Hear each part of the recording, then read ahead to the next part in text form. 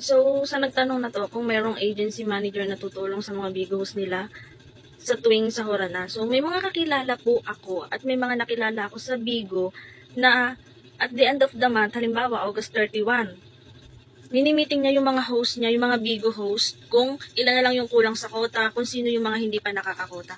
And then, tinutulungan nila yung isa't isa para ma-reach yung quota na yon.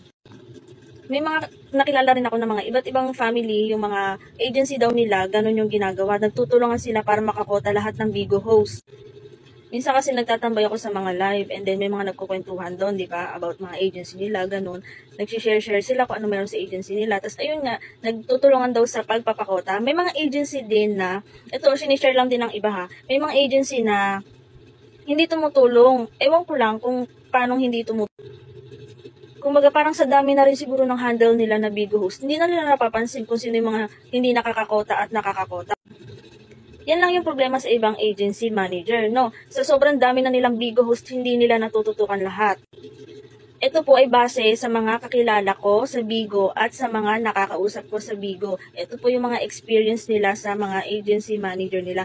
Merong mabait na mimitingin sila end of the month para tanungin kung sino yung hindi nakakota. At merong mga agency manager din yung iba kong kakilala na wala lang. Kasi parang hindi nila napapansin sa sobrang dami na rin ng Bigo host.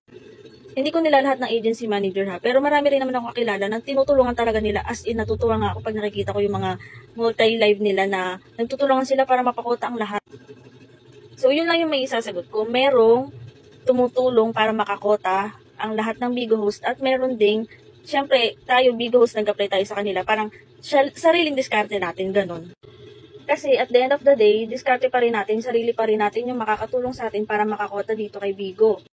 Pero minsan kahit ginawa na natin na lahat, di pa rin tayo makakota. Okay lang yun, bawi tayo next month. Yung beans naman na nanlikom natin itong month na to, may ipon naman yan eh. Masasahod pa rin natin yan sa susunod na buwan.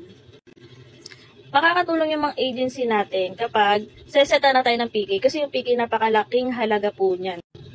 Dito natin malalaman kung sino mga tunay na sumusuporta sa atin. Tapos at the same time, yung mga beans na binabagsak sa atin, naiipon natin. So, yun lang po and thank you!